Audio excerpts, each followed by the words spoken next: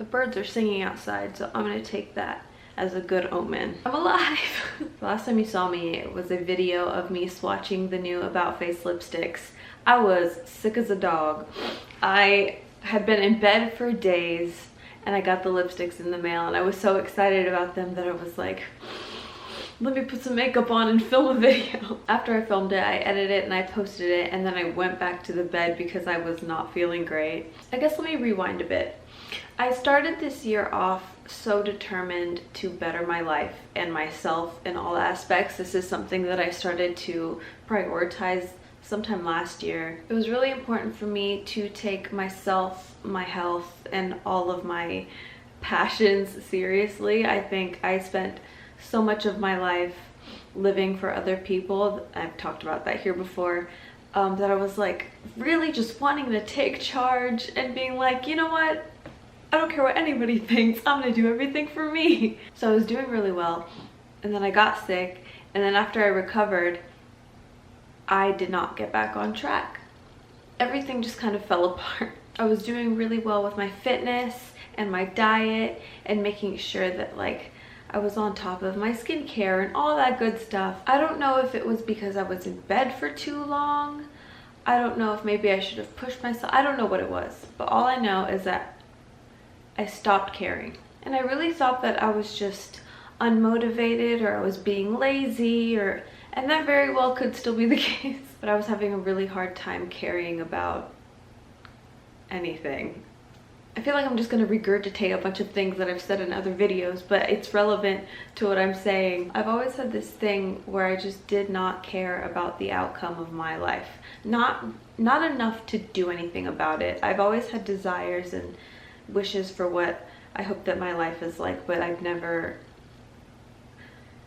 I guess this is the point of the video where reality sets in about why I've been gone. I've always dealt with the feeling of I don't really want to be here anymore.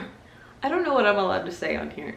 Thoughts like that have always circulated my whole life. I don't think there was ever, I don't remember a time before those thoughts happening. I don't really know how to explain this. It kind of just became, it went from getting off track, like eating something bad here and there, to like every day I stopped working out, I stopped drinking my water, I wasn't showering as much as I need to. I just did not care.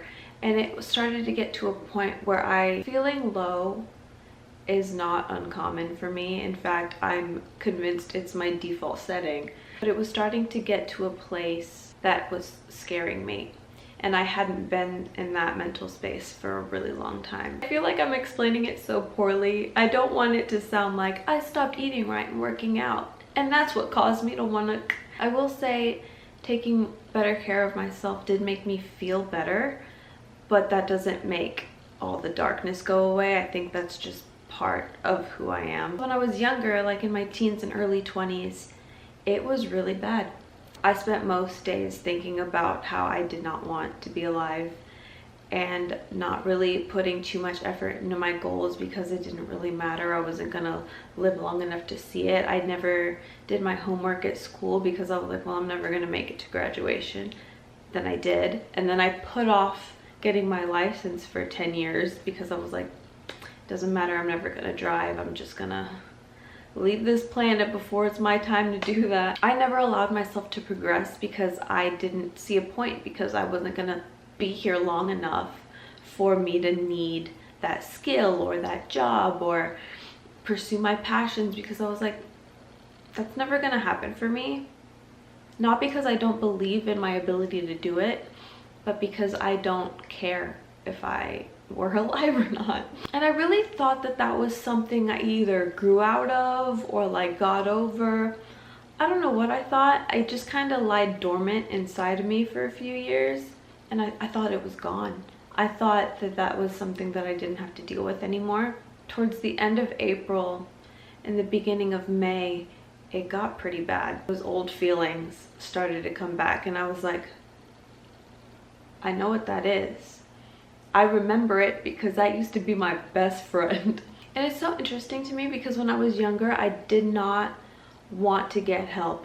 I refused to get help. My mom begged me. She's like, please, like, I don't want you.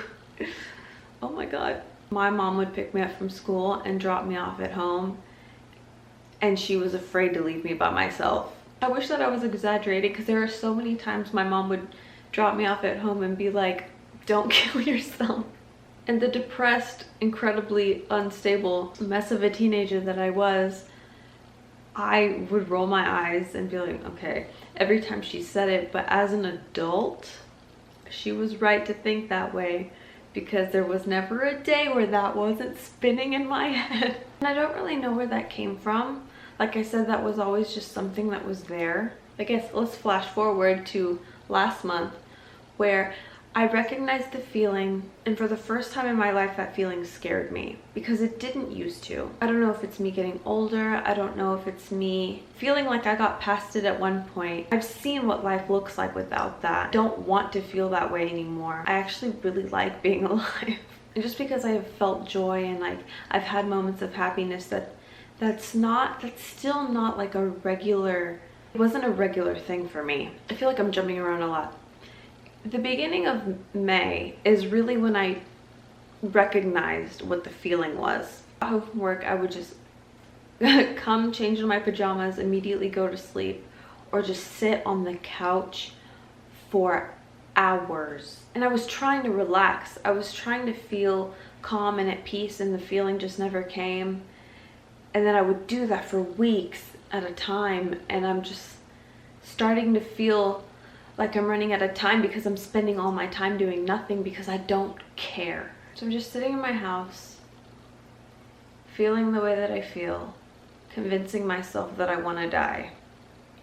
And then there's this tiny piece, I don't know which part, I don't know if that's my brain or it's my heart, that's like, no, you don't. I don't know why the feeling of depression came the way that it did, because I've been depressed this whole time, but not to the point where I want to leave. And part of me felt really selfish and ungrateful for feeling that way, because I'm in a loving relationship. I love my family. I live in a beautiful house. I enjoy my job. Like, why are you so unhappy? Sometimes logic does not win in this scenario. Oftentimes logic does not win. I got really irritated with the fact that I was feeling this way, that I was like, I need to tell someone. I don't know where to put this feeling. I don't want it anymore. So I make an appointment with a psychiatrist. Years ago, I was on Lexapro, and I felt like Lexapro was the first medication that I had tried that really worked for me. I had tried a few and none of them worked. I hated the way they made me feel. And then I found Lexapro and I was like, yes, I feel good. And then I think my psychiatrist either moved out of network, or again, here came that feeling of like, I don't need to schedule that appointment for the refill. Like, I'm fine. So I scheduled this appointment with a new psychiatrist. I'm really excited because I'm like, maybe this will be like the first day of like a brand new life for me, because I just need to feel better. Can I get back on my Lexapro? And she's like, hold on. She started asking me all these questions, and I was kind of like very confused about it, because every other psychiatrist that I had been to never really took the time to question how I was feeling. It was very much like I almost felt rushed out of their office, which I didn't realize at the time until after this appointment. Because before, it was like oh, you're feeling depressed? Try this. Oh, you're anxious? Try this.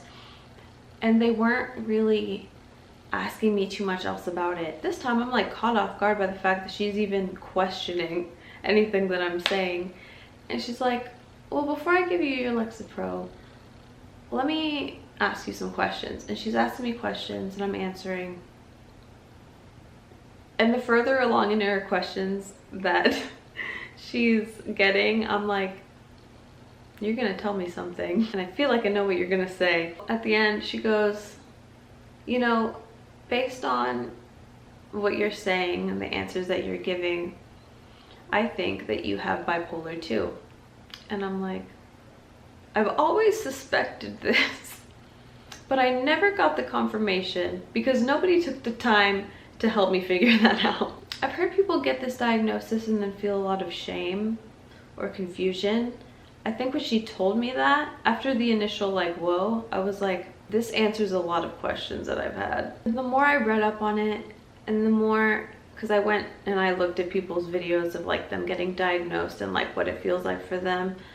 And I'm like, that's what it is. That's what it's been this whole time. I just felt so relieved to have an answer because I knew something wasn't quite right. Then I got really sad about the fact that I wish that I figured this out earlier so that I could have actually enjoyed my life. She was explaining to me that the Lexapro probably felt like it was working because it was keeping me in a state of mania the whole time. So of course I felt good. Medications are very personal, so I don't really want to share too much until I absolutely know how it's working for me. I started out at the lowest dose of what I'm taking.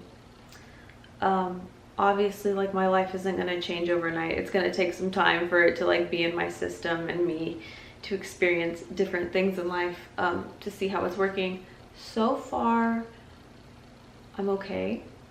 I'm about to run out on my first bottle, so I need to make a follow-up appointment to get a new refill, probably up the dose a little bit. But that's why I've been gone, because I was losing my mind. I can come on here and do my makeup and talk about fun things and vlog and all that, but the main thing that I always wanted my channel to be, this one and previous ones that I've had in the past, was always a safe place for myself and people like me. I don't really see this channel ever being like a production.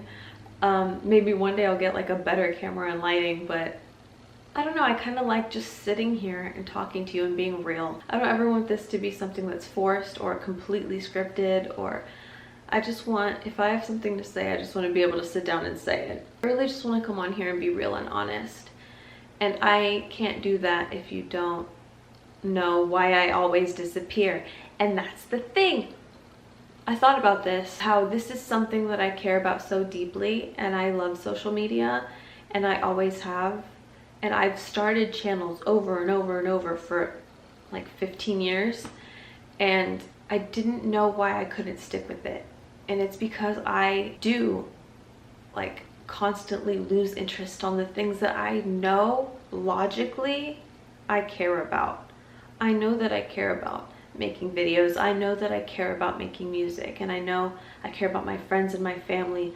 But when I go low, I know that these things are important, but I can't feel them. I don't feel connected to them. So I don't film, and I don't post anywhere, and I don't call my friends, and I don't keep up with my family. Just kind of shut myself away for a prolonged period of time. And you're like, my life isn't progressing, and I'm very lonely. I'm really hoping that having this diagnosis and trying a new medication that I hope works for me is truly the start of what my life should have looked like this whole time. I don't want to be so sad anymore. I'm not foolish enough to believe that I have like this magic pill and I'm never going to be sad ever again. I just want to be happy, and like really happy.